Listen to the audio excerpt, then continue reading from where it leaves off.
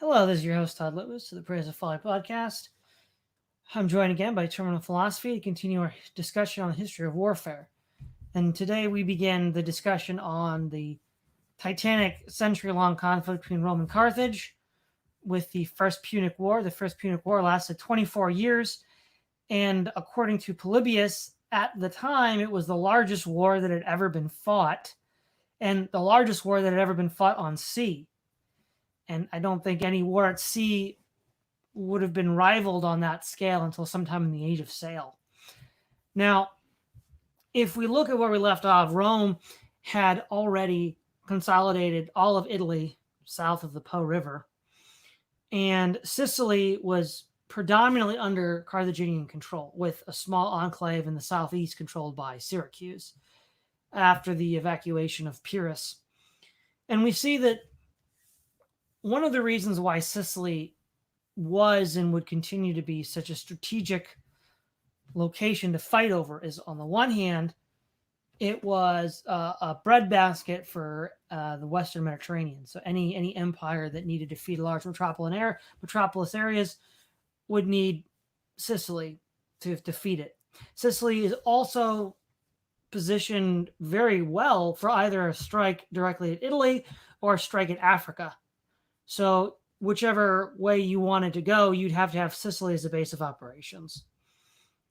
And we can also see that if we look at Carthage's broader strategic vision at the time, their primary goal is to maintain trade networks and alliances and to maintain the smooth flow of resources. So we know that they were aware of the tin reserves in Cornwall and gold and silver from West Africa in the Peripolis of Hanno and Hamilco.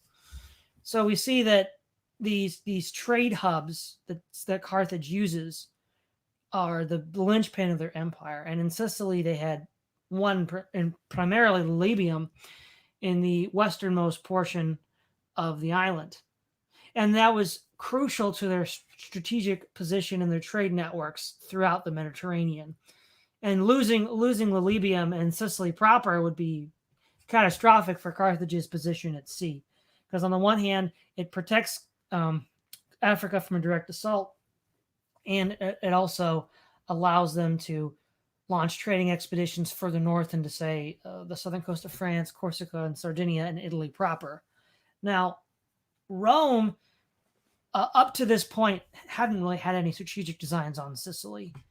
And in fact, Polybius argues that the main reason why the Romans considered a war with Carthage over Sicily in the first place at all was they were fearful, because of Sicily's strategic locations and the inevitability of Carthage overcoming Syracuse, that would pose a threat, a knife aimed at the heart of Roman Italy. And so that was a key strategic motivation for why the Romans would get involved in Sicily. Now, as to the actual origins of the war itself, we see that in many ways this begins with the tyrant Agathocles, who had hired numerous mercenaries to help him in his wars.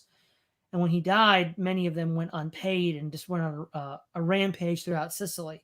And one of them were called the Mamertines, and they settled in the northeastern portion of the island known as Messina and today Messina. And they basically, looted and pillaged and took over the city. And what ended up happening is then the tyrant hero marches forces northwards to defeat them, and they are defeated but flee to the city and hide behind the shelter of its walls. They then ask Carthage and Rome for support.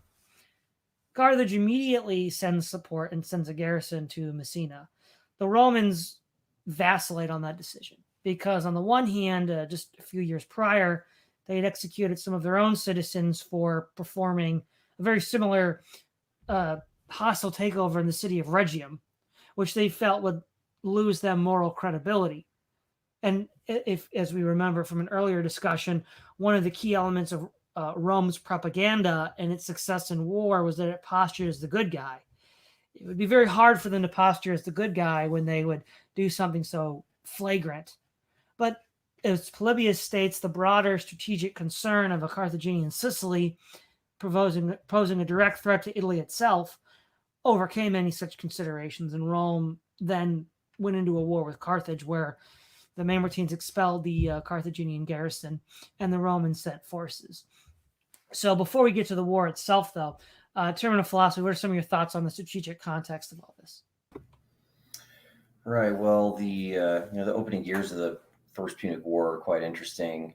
It should be stated that although all sorts of modern people have issue with Polybius's writings of the war, that it easily encompassed the largest naval battles and the largest naval formations in history at the time, and as you said, probably wouldn't be challenged until much later on in the Age of Sail.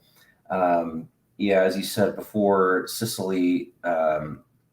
Even long before Carthage or Rome had made contact in either the sense of trade or war, that had held this sort of agricultural importance, and places like Agrigentum were basically ports that connected very ancient Phoenician trading posts that were much further west, as far as west of Gibraltar, and would link trade routes that go as far east as Tyre and places like the Levant and things like that. So, yeah, you're absolutely correct to mention that it's both a strategic location as well as sort of a material agricultural location. And of course, there's the famous movie of George C. Scott, who plays Patton, who says, he talks about how many different powers conquered Sicily. Well, it's definitely true. So, I think, practically hundreds of wars have been fought in Sicily. And, the reasons for that honestly remain the same because, for the Allies in World War II, it was sort of a launch pad to fight the fascists in the Italian boot in Italy. So, yeah, just obviously a strategically important place. As far as the opening years of the war go, as we discussed earlier, much of this was due to the rise, sort of the mobilization of larger naval forces on the part of Rome and Carthage, and this would honestly materialize in two battles. And this is sort of between 264 and 56, with the Battle of Messina, or also known as Messina, and Agrigentum. So these are, and these both end up being Roman victories, and it's honestly just due to a lot of these Roman naval tactics of using the corvus and sort of haphazardly. Well, I shouldn't say haphazardly, but I should say just a Roman emphasis on numbers of ships rather than the sort of elaborate use of flanking tactics and things like that. So I think, I think that's a fair intro as to sort of the early context of the First Punic War. The First Punic War could sort of be analyzed in at least one of two ways. One of it could be analyzed by the main theater of operations. So you could argue that there's four phases. There's the first Sicilian phase, there's the phase of the war at sea, there's the phase of the war in Africa, and there's the second Sicilian phase. In which case, you could argue that's a way to view it, the war, as a sense of theater predominance. What I'm going to run with is the idea of the ascendancy. So from approximately 264 to 255, the Romans are ascendant. So that's 9 years of military dominance on land and sea, which is more or less undisputed. And then the Carthaginians, beginning in 255 with the Battle of Tunis and continuing all the way until 241, the Battle of Aegates Islands, have the upper hand on land and sea, and the war is more or less going in their favor. And then Rome finally wins the final battle, and hence the war at Aegates Islands. Now, if we look at the first phase, what we see is that Carthage has all the advantages on sea.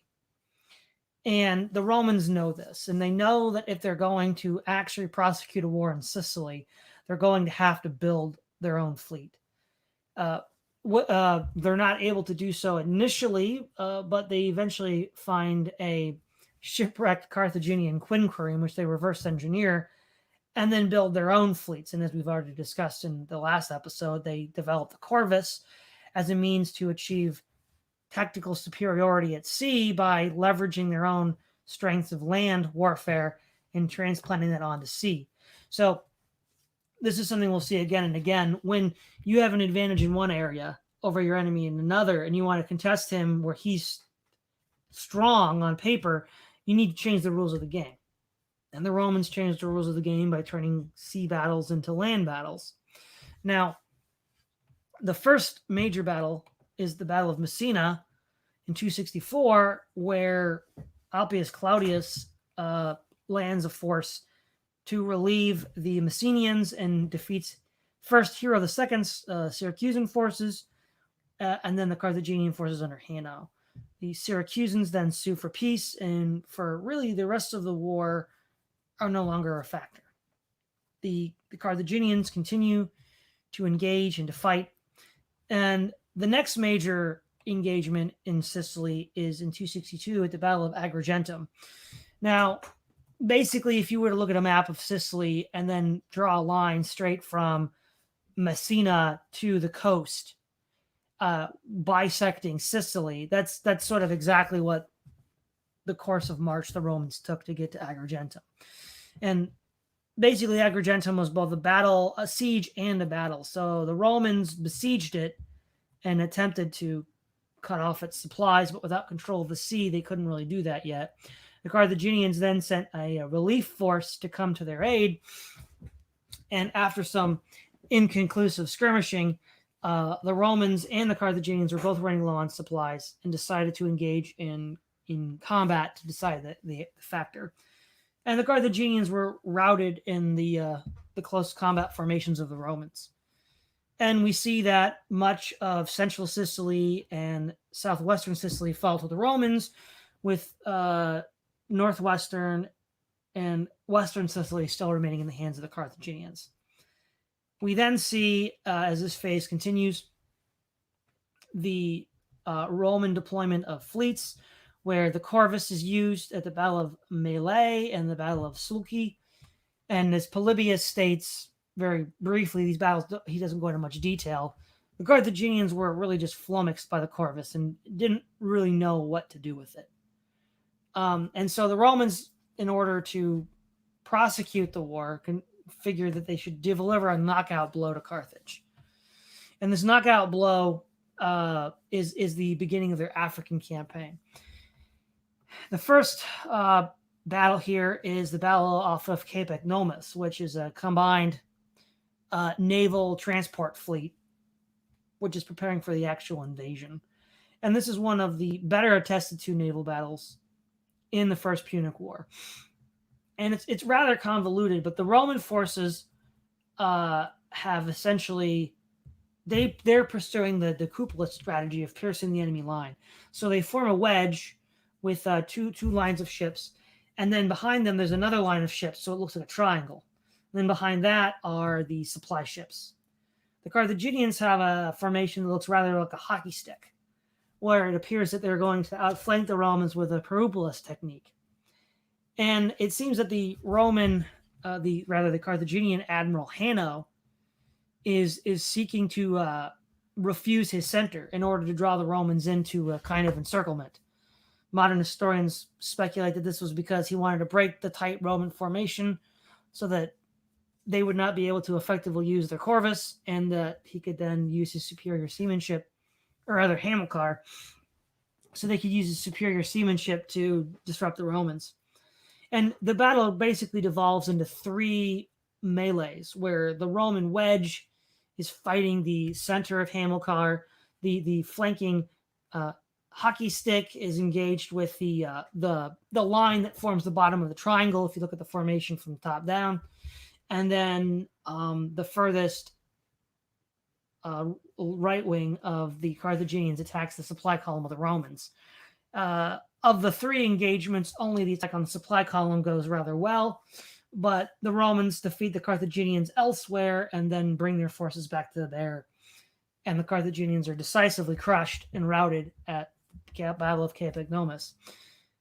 And with such a crushing victory, you'd think that the Romans would be about to win a decisive victory and win the war. And the campaign in Africa initially goes well. They take the city of Aspis in a siege, When the Carthaginian forces are deployed against them at the Battle of Idus, according to Polybius, they defend a mountainous position that is rather a poor choice for their elephants and horses. So that they just defend it and they wait and see for what the Romans are going to do. The Romans deploy on a flat plain and then eventually attack the fortified position. Since the horses and cavalry or the elephants and cavalry are useless in this position, they eventually are withdrawn, and the Carthaginians, under pressure from Romans, give out the position. They sue for peace, but the Roman terms are too harsh, so the Romans continue the war, and the Carthaginians hire Xanthipus, a Spartan mercenary commander, to whip their army into shape. And according to Polybius, he says that he trains them, in the most advanced tactical formations of the day, and he tells them how to use their elephants and cavalry appropriately. And he defeats the Romans decisively at the Battle of Tunis in 255 BC, which marks the beginning of the change of fortunes of Carthage. And basically what ends up happening is the elephants are sort of used like heavy tanks that break through the enemy lines. And they are then rapidly pursued by Numidian cavalry, which sort of pursue the role of a light tank or a pursuit tank in modern times. And the Roman defeat is nearly total, with only 5,000 men surviving of the army. They are picked up by the Roman fleet and withdraw.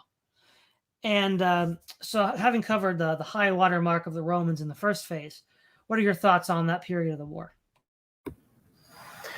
Right. Well, I did forget to mention in my initial comments the Battle of Cape Nomas, which was, as you said, if you draw a line from Messina to the center of the island, bisecting it, that's approximately where Cape Nomas is. It's really close to Agrigentum, and based off of what Polybius has for us, the formations are very, very different, with the Romans having this like incredibly dense center, almost forming like a spear tip, and then not a very long formation, but rather just an extremely dense center, which opens itself up to flanking.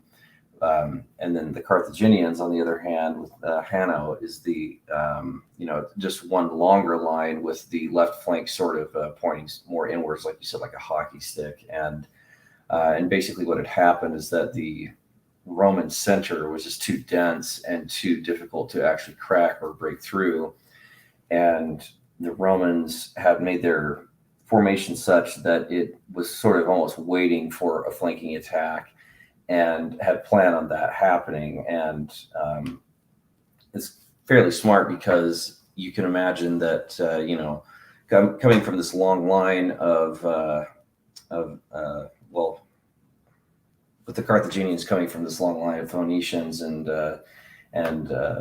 ship making and all that, you would think that they'd be more geared for a naval victory. But honestly, they were kind of it appears that they baited the Carthaginians into this flanking maneuver, and they wanted to basically translate their land war skills into sea, and basically take over their ships via marines and the use of the corvus and so on. And as far as I was able to read, again, from Anthony Andrews and from what Polybius suggests, is that this is sort of like the quick and kind of like the flash in the pan use of the corvus, because you don't hear about it much after this. I have heard it anecdotally, but this is sort of the corvus's big moment on the historical stage as far as military history goes.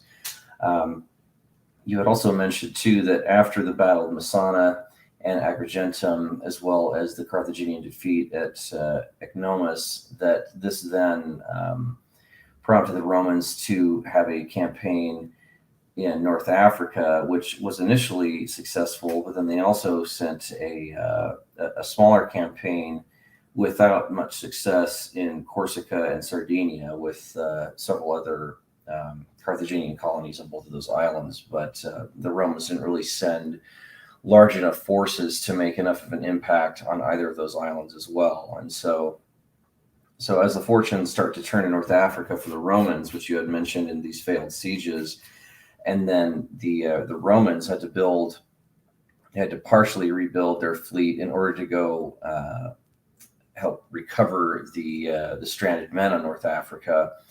And something similar happened on Corsica and Sardinia, where there just wasn't enough logistics to basically make these sieges last very long. And the Romans, in sort of a surprising military episode, didn't really bring all their tools with them. So a bit of an interesting, I don't know, very un-Roman of them, basically, is what Polybius suggests, that at least as far as these small campaign attempts in Corsica and Sardinia. And then one other thing I'll say too is that, we mentioned this in our previous episode with the naval warfare aspect of the war alone, but, the Romans lost a large amount of their fleet after they had recovered some of the stranded soldiers in North Africa. And they lost, several tens of thousands of men to a storm. And, we had talked about this before, but it's just it's kind of interesting to try and grasp how dangerous it was to conduct naval warfare, and on top of that, even just using ships as a logistical vessel. And these men were killed or just by storm alone. And Rome sustained huge losses, as we'll probably discuss, because they had to rebuild just in the First Punic War alone. I think the Romans rebuilt their fleet something like 3 times, which is fairly flabbergasting for the time. But yeah, those are just my initial comments on that first Sicilian phase of the war. Yeah. Now, if we look at how Carthage's fortunes turn gradually to be quite effective, the first thing we need to point out is after the victory at Tunis in 255, Polybius states that for the next 3 years, the Romans refused any offensive military operation against these Carthaginians for fear of the elephants. The elephants had made it's essentially equivalent to the tiger panic of World War II British and American divisions in the European theater. They're like, oh no, we're not going to attack a tiger. It was sort of like the elephant panic, and that gave Carthage time to formulate a response. Now, the Rome does, of course, score some victories. One of the few victories they score in this period is in 252 BC with the siege of Panormus, and then the defeat of the Carthaginian relief force that is trying to recapture it. Now, Panormus is on the northwestern coast of Sicily. The Romans are closing in on a key port of the Libyum. And what we see here is that they figure out a stratagem on how to defeat the elephants. Lucius Metellus, the commander, builds trenches around the fortified walls of Panormus, and then stations skirmishers, so velites and archers, to harass the elephants. And as the elephants attack, they can't jump. Elephants can't jump, so they can't cross the ditch, and they get driven into a frenzy and then plow into the Carthaginian forces. And then the Romans pursue and destroy the Carthaginians.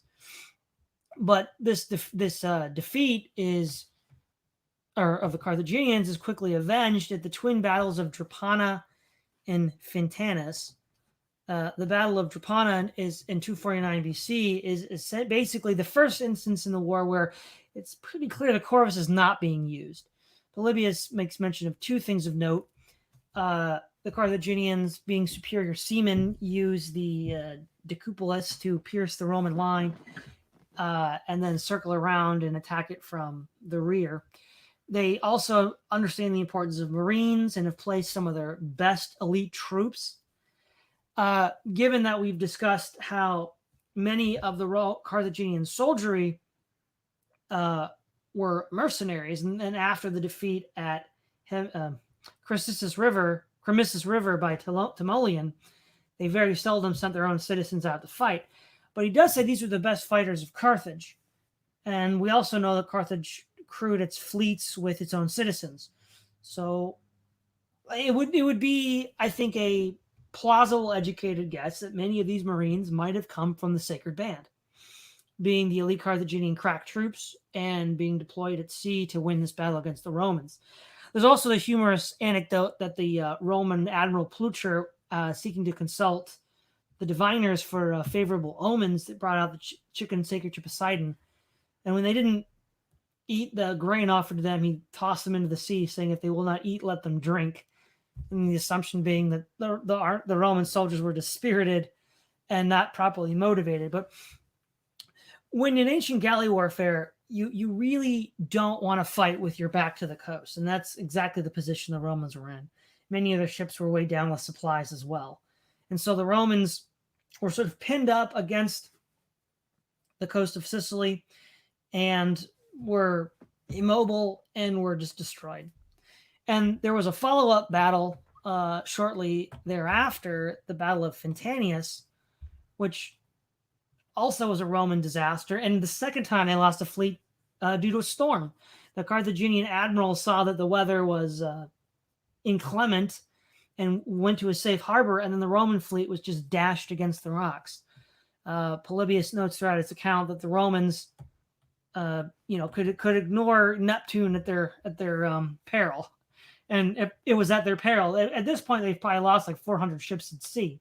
It's staggering to think of those numbers, but and at that point, they more or less assumed that the gods were angry and did not pursue any more naval operations.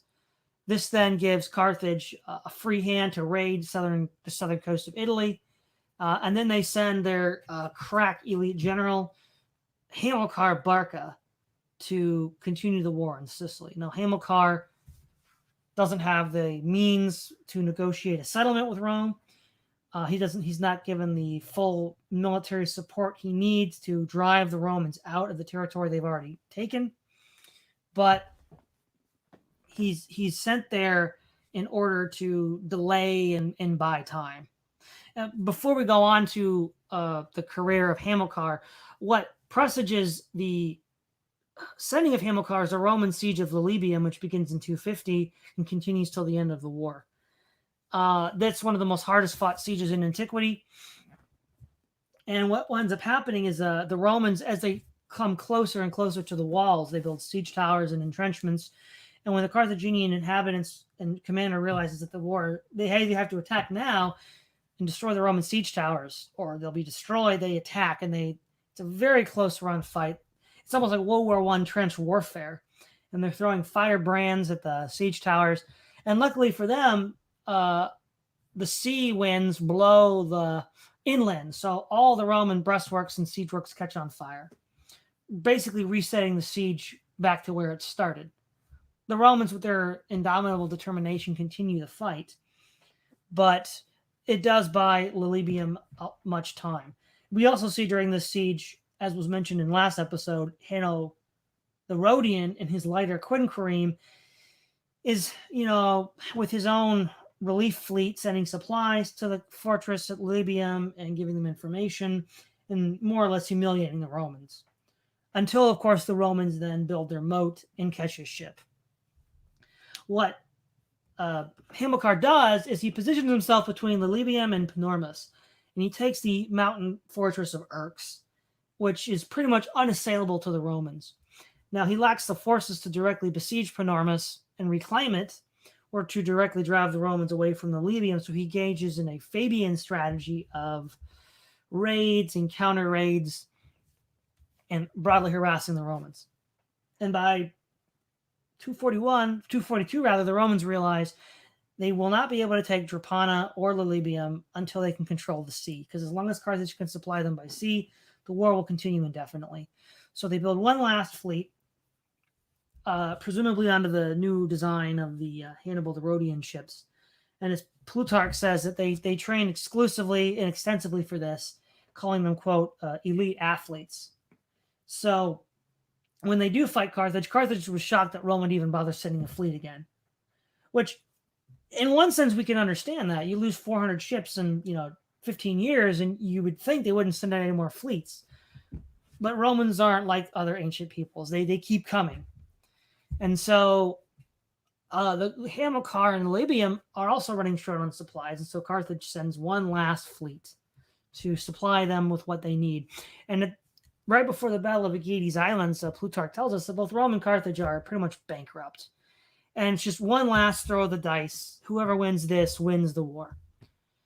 And the Romans, the TLDR of it is, as Plutarch says, it's not Plutarch. Polybius says that it's a repeat of the Battle of Drepana, but in reverse, where the Romans have the elite naval supremacy, meaning they've already mastered the Decupolis and Peripolis techniques, and it's the Carthaginians weighed down by troop transports and grain ships. And at that point, Carthage surrenders. Now, what's interesting is we do see a developing sort of, in the same way that after World War I, the Germans thought, well, we didn't really lose, we got stabbed in the back. The Hamilcar Barca, undefeated in Sicily, does develop a kind of stab in the back myth as well, which he passes on to Hannibal. So before we deal with the end of the war itself, why don't you discuss terminal philosophy, this second phase? All right. Well, this second phase, where we could probably think of as North Africa and partially a return to Sicily, is these major battles include Panormus and Drepana, Fintanius, and the siege of Libaeum. And with these battles in mind, one thing that's interesting to note is that you've got sort of a slight advantage to the Carthaginians in terms of naval warfare, because at this stage in the war, I guess you could say 255 to about 245 or 248, right around there, is that the Romans have had to rebuild their fleet twice now. Once due to two naval defeats, and then the third reason is because of this really awful storm that killed something like 40,000 men at sea.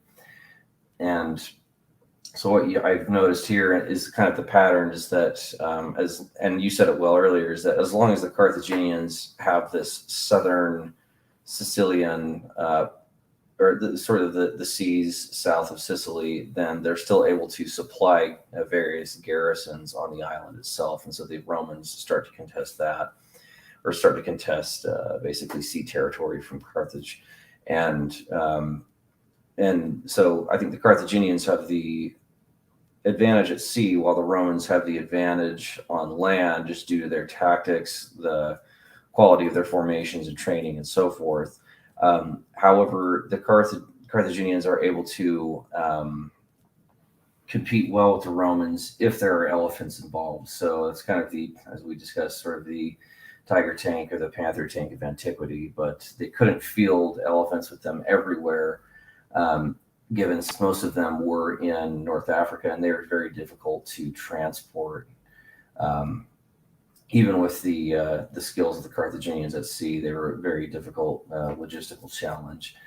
So with battles like Fintanius and Drepana, again, these have a heavy naval element, and that's where these lighter triremes are able to compete well with sort of the slower Roman quinquiremes. And that's something that, as you mentioned earlier, the Romans were catching on to, and they sort of opted for the lighter naval vessels later on in the war. And here again, we also see that there is yet again some contesting of some of these settlements and cities on Corsica and Sardinia. And it seems like the Romans try to open up a second front on both of these islands, but they're obviously their main front, their sort of army group center, if you will, is obviously focused in places like Palermo and Messina and places like that. And I think it's also fair to mention that when we were discussing the first portion of the war with the Battle of Messina, and oh my goodness, I forgot the other battle. Agrigentum. That both of those battles included a small garrison of Syracusan troops on the side of the Carthaginians, and so Syracuse would often.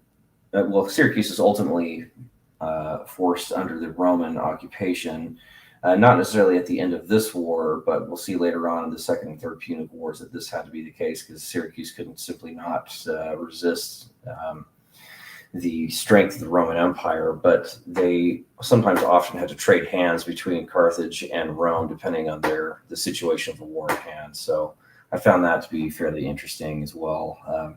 That's the Syracusan involvement in the war. Yes. Now the treaty that ended the war, the Treaty of Lutatius, was initially the Carthaginians told Hamilcar to to negotiate a surrender, but he refused. So then they had Gisco negotiate the surrender with the Roman commander Atticus. Now, the initial deal was that they were supposed to pay 22,000 talents of silver over a 20-year period. But as there was delays in the ratification to Rome, it was rejected. And then it was renegotiated, this time for 3,200 talents paid in 10 years. And the Carthaginian withdrawal from Sicily. Now, this is important for a lot of ways. This is from where we get the term Punic peace. In a lot of ways, the First Punic War is reminiscent of the First World War in the sense that Carthage, like Germany, was technically defeated, but it wasn't broken. And so the treaty that ended that war was such that it laid the seeds for the future war. And at the time, many people who commented on World War II said that the Treaty of Versailles was a Punic peace that guaranteed another war, and they were intentionally using this imagery of the war with Rome and Carthage.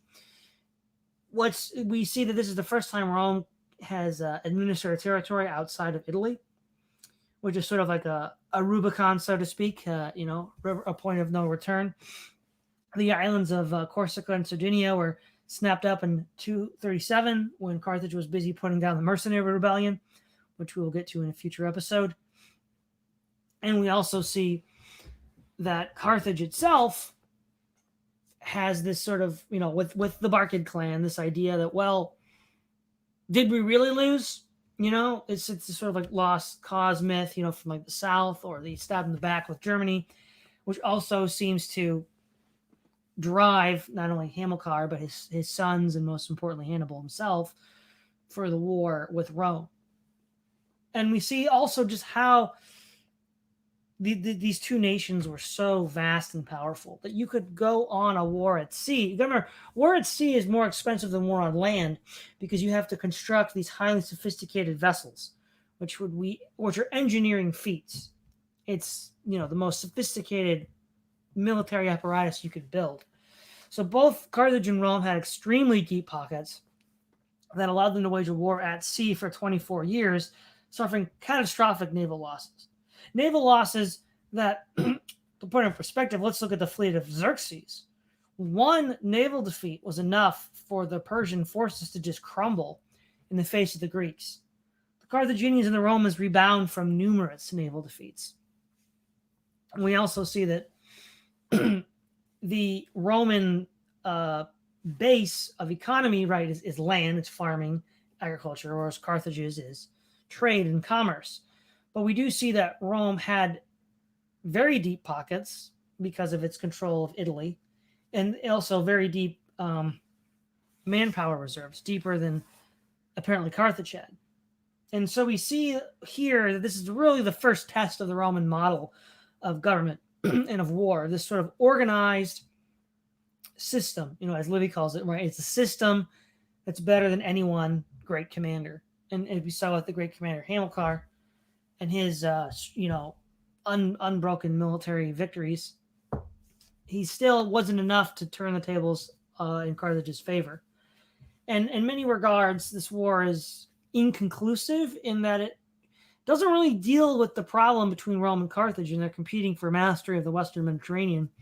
And it doesn't really solve that problem. That problem is going to be solved in the Second Punic War.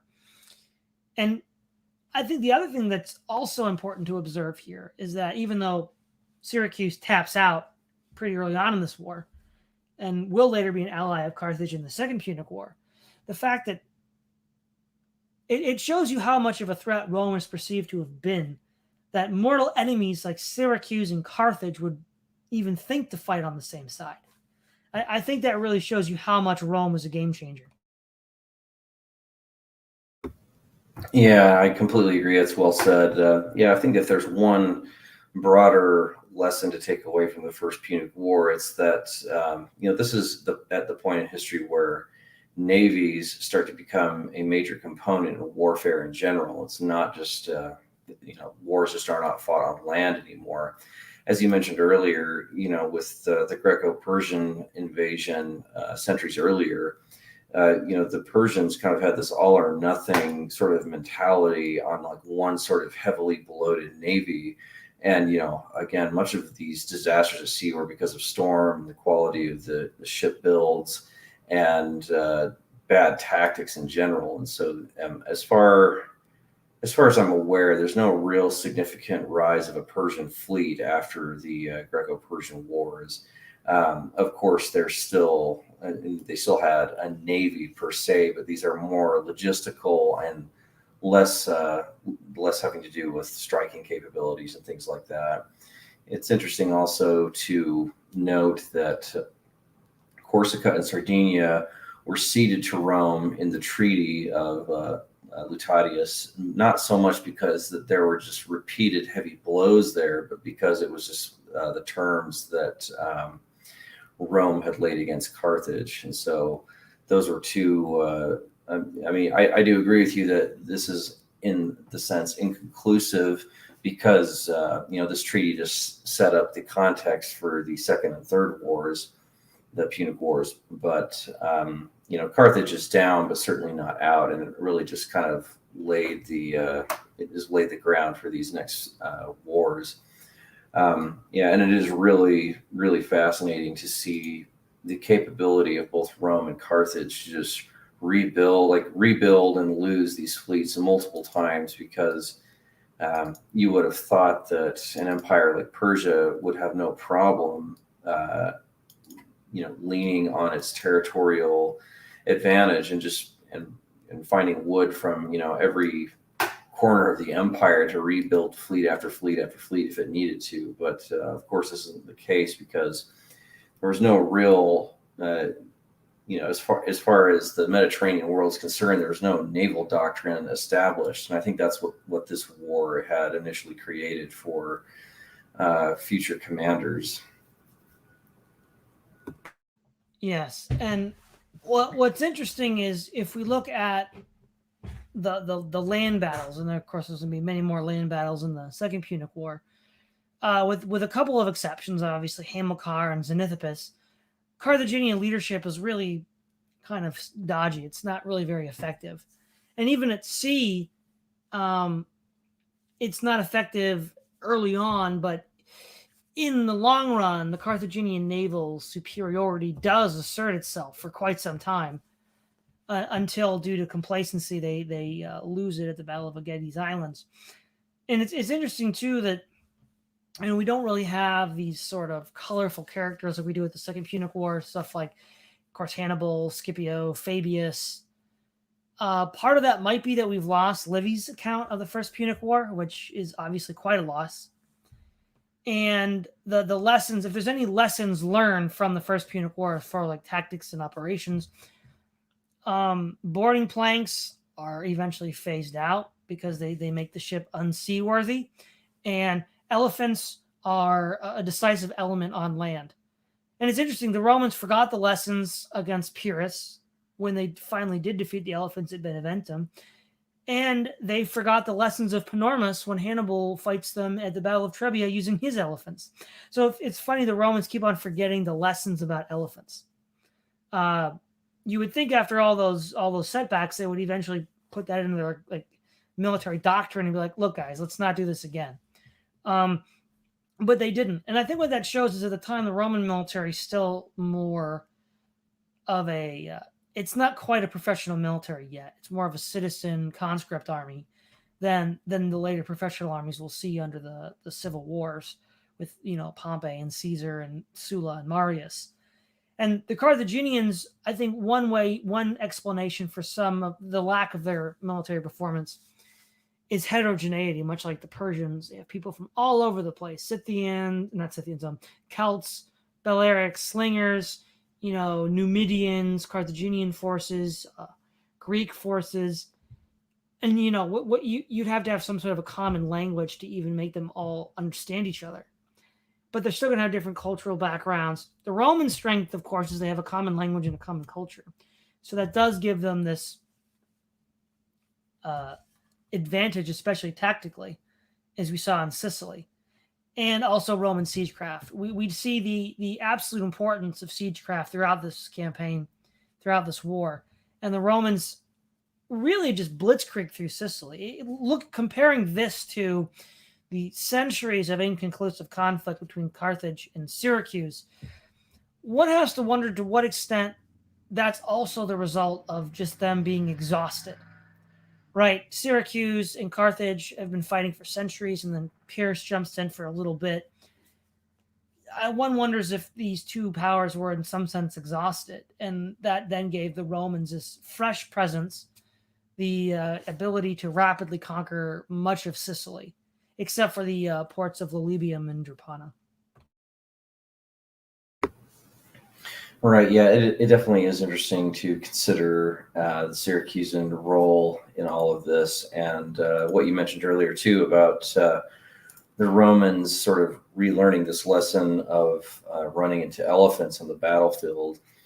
This is interesting because the Romans had fought elephants much earlier with Pyrrhus in southern Italy as well as Sicily, and so yeah, that is kind of a curious sort of lesson to be learned by the Romans. And I think you're also right to mention that this is still sort of a forced conscription army and not quite the professional army that a lot of people have the image of the Roman armies that people have in their head from movies like Gladiator and things like that.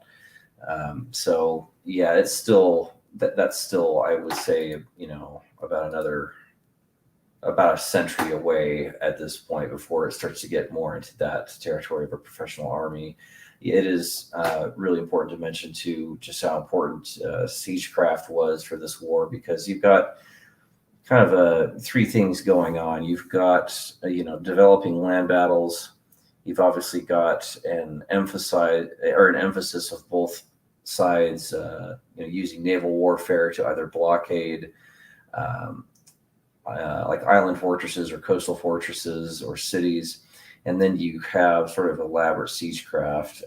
I forget the name of the Roman admiral who, as you said, kind of humorously was trying to, gain a sign from the gods, and he threw the chickens into the sea. He's like, we'll let them drink. I forget his name, but, that he was basically using his ships as a blockade force, and which, because triremes and quinqueremes are heavily dependent on wind, and it's really hard for these large ships to gain momentum without it. He basically trapped himself against the coast and lost, I think, the majority of his ships. I think several escaped and some were lost due to damage and weather and things like that. So, but yeah, as far as I'm aware, as the sources for the First Punic War, it's mostly just Polybius, and there was I did hear anecdotally that there was a summary of Livy's account of the war that was recovered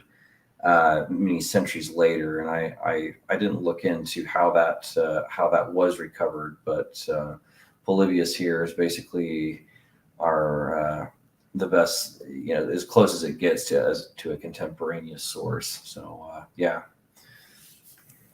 All right. Well, thanks, Terminal Philosophy. It's always a pleasure. Yeah, thanks for having me. Don't forget to like, share, and subscribe. This is Todd Lewis of the Praise of Folly podcast, signing off.